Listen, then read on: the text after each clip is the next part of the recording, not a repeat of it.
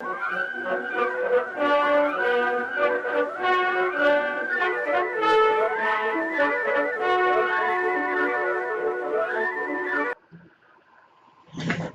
there! Today we're going to talk about this ink. I got a sample from Tim. This is Diamine Pumpkin.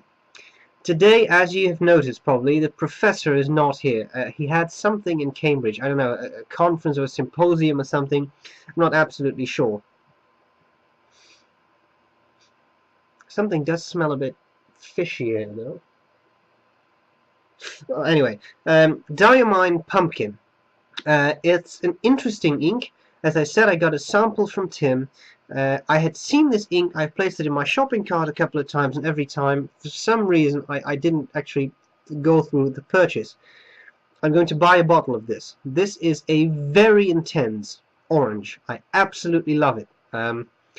So far, my favorite orange was probably Noodler's Dragon's Napalm, but I think this ink is just absolutely wonderful. Very nice.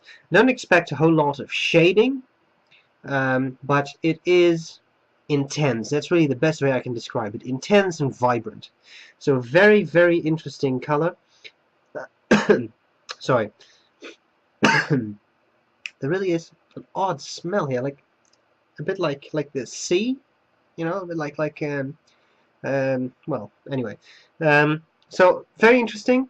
I'm going to do the full writing sample, and I think the professor is probably back next week. Oh yeah, that's right. He better be back because, you know, he just left. I didn't know where he was going, so I'm just all alone now. Am I starting to hear things now? Well, whatever. I think it's time for a writing sample. That's what we're going to do next, and I hope this was useful. Bye-bye. Okay, so here we go with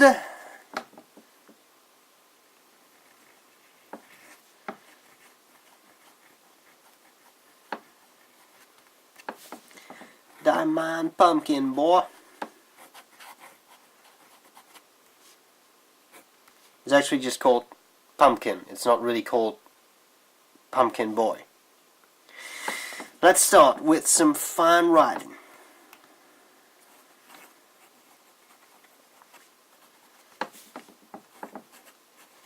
Down in Texas, we got us some pumpkins.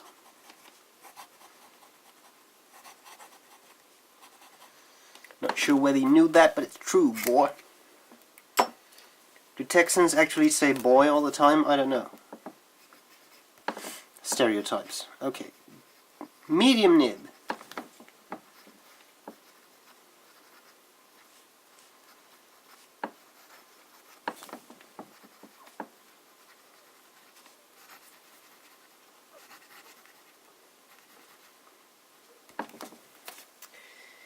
Yes, a wet broad nib.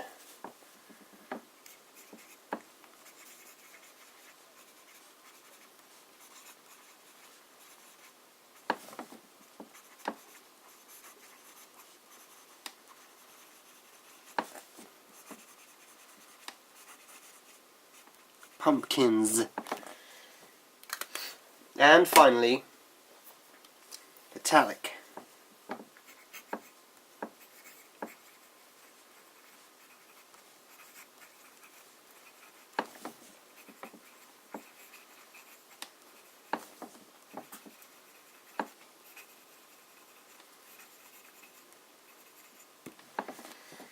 And you know what? Let us do some flexi writing. Now that we're at it, we may as well go for it. Flex. Railroading.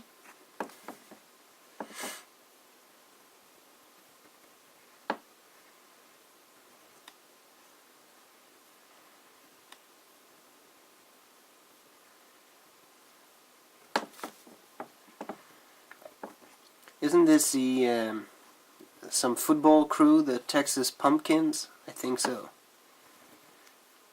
If not, they are now.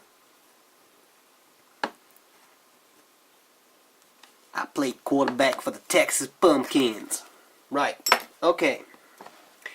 Then we should do a couple of passes. Just to describe what I'm seeing so far, some shading, but most definitely a very nice, intense orange. I like the color. Not just because orange is the national color of my country, but because it's really, really vibrant.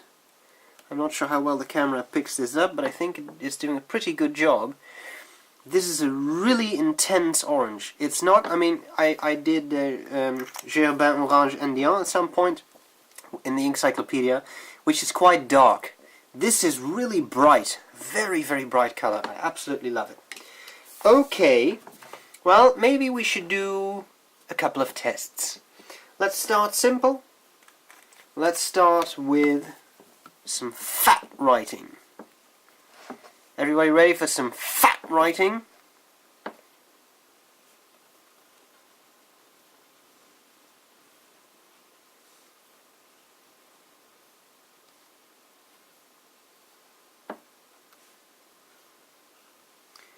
The reason I was going slow there is that my pen is hitting a part of my tripod. Let me move the paper a bit.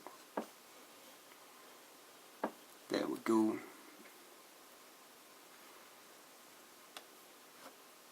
O for orange. Let me see if this is dry. Looks pretty dry to me, boy.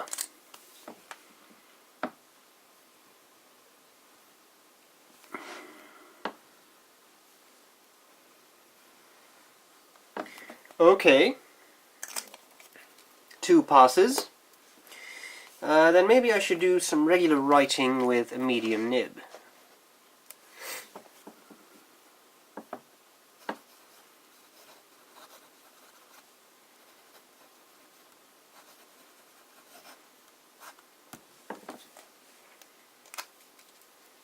Okay.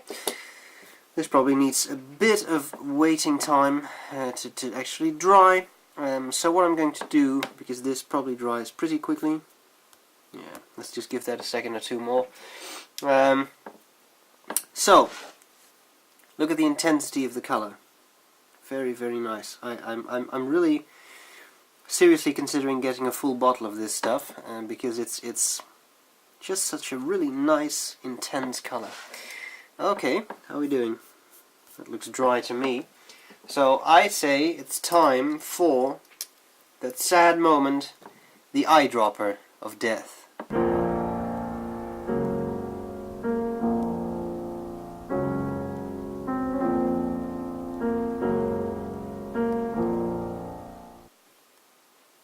Didn't I always do the eyedropper of death on... I used a brush on that, didn't I? And I used the eyedropper on death on this. I'm getting confused. Yeah, I've been out for a while. You see, Professor Tarquin Dangleby did the last 2 episodes of the Inkcyclopedia, and I'm sort of stuck. But that's okay. How dry is this? Not particularly dry. We'll just have to wait for a second there. I will just write down... Give me my pen. Here we go. This is eyedropper of death. And this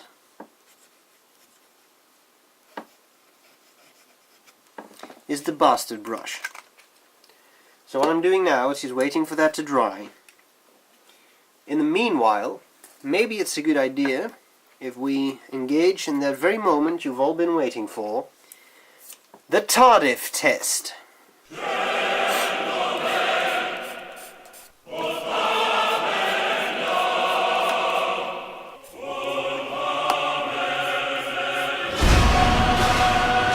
Now, this is dry, yes.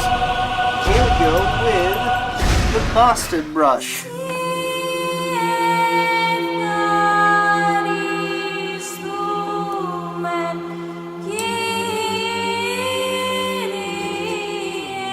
And let's take this opportunity to do a 3rd pass here. There we go. So the question that arises is, what do we do with this? Because that was kind of meant for the eyedropper of death, You know what? Let's just do a second eyedropper of death. How about that?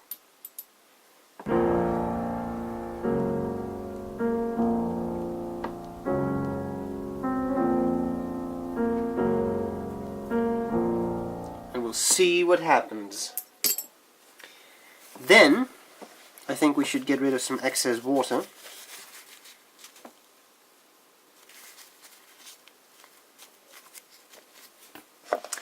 And probably want to do the same thing there, but I've just applied that. Maybe let's give that a few more seconds. Like this. There we go. Okay. So what can we deduce? Well, as you can see, the writing here, this was the eyedropper of death, is gone. The writing with the brush is pretty much gone, and this eyedropper of death has made this writing suffer too. So apparently this is not the most waterproof of inks. It's not marketed as such, so that's okay. We have the tardive test giving us a nice idea of the shading of this particular ink, which I really enjoy quite a bit. It's not I wouldn't call this the best shader in the world, but it does have some this very intense color, which I've mentioned a couple of times now, so I think that's pretty clear. Okay, well then finally we have the brown benchmark. Or something quite like that, yes. I think that could have been more spectacular. The brown benchmark.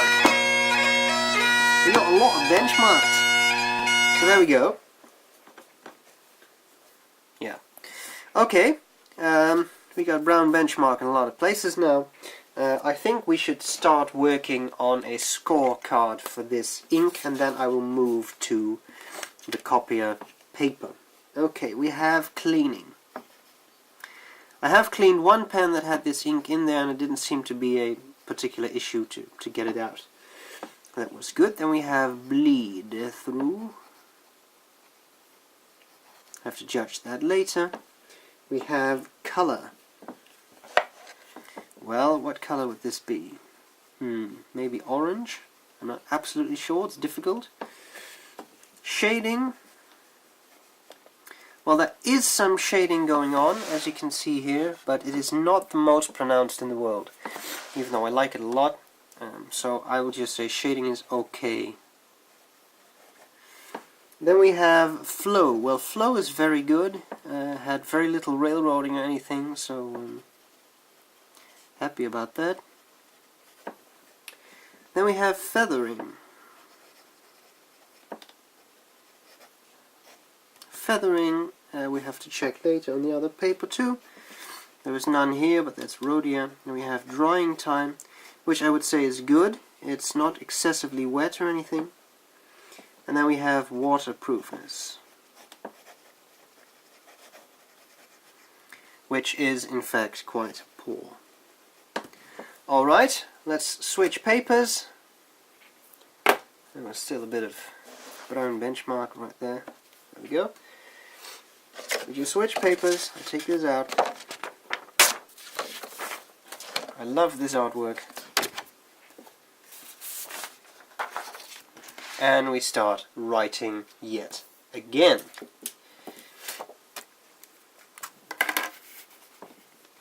Fine.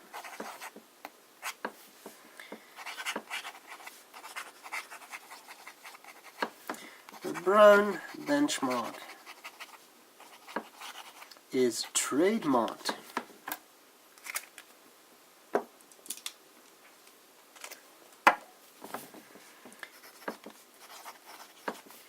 The Inkcyclopedia is trademarked.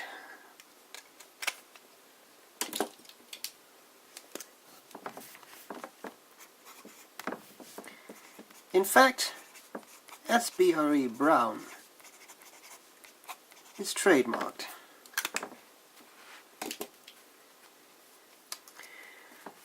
Now that we're mentioning it, I think hey there! It's trademarked too. Let's do a bit of flex writing.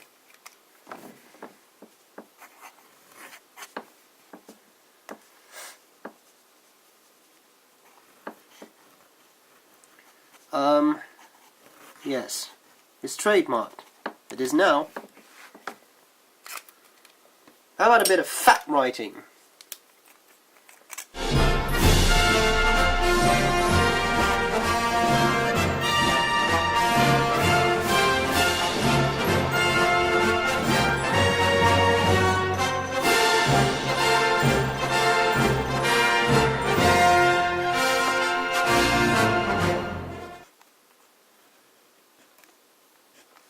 Fat writing is a trademark.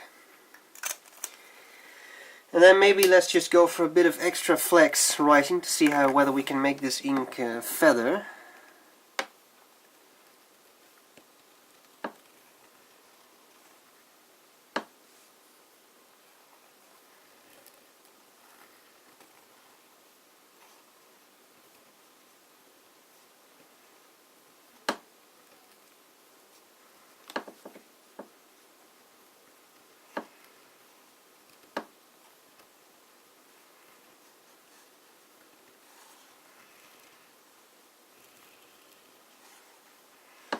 Alright.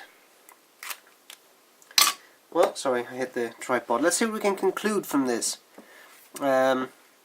Color, still quite intense, even on this highly absorbent paper. I think it is, if anything, it looks like it's a little more shaded than it is on the Rhodia for some reason. At least that's my impression. I don't see any feathering. I don't see any feathering with this very fat writing.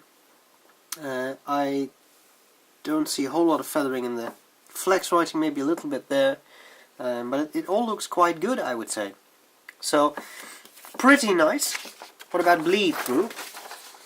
Yep, flex writing has bleed through, fat writing has bleed through, the flexi writing there has bleed through, but the regular pens, regular writing, very, very little bleed through. So that looks good. What about the Rhodia paper? Well, we've already seen that there's no real feathering there, as is quite usual. We have a bleed through for the brown benchmarks, but that's normal. This is some fat writing, this is 3 passes, so all of that looks quite good. So I would say that if you use your pens normally, I mean you don't do any excessive flex writing or something, bleed through should be very good. And feathering should be very good too. Okay, what about a comparison ink? What ink can we compare this to? Well, one thing sprang to my mind. So what we have here is Diamine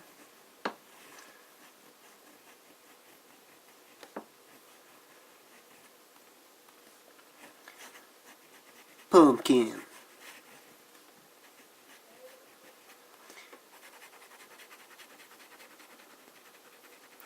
An intense ink. And here we have in the Ahab,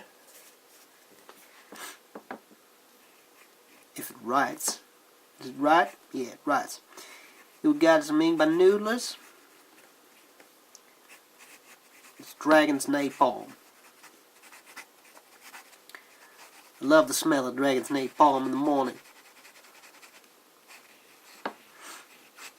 You see a difference? Because I don't. I mean, not really. I think maybe the pumpkin has slightly better shading, but this is, I mean, the pumpkin isn't an ink that has, you know, fantastic shading anyway. The Dragons, I forgot the apostrophe in the S. See that? Why didn't you tell me? Anyway, the Dragon's Napalm was my most intense orange until I got pumpkin, and I'm not sure whether pumpkin is more intense, but it's definitely reminiscent of the ink. So there you have it, Inkcyclopedia entry for Diamine Pumpkin. I hope this was useful, and I'll see you later. Bye bye. Oh, by the way, I'll see you later is trademarked.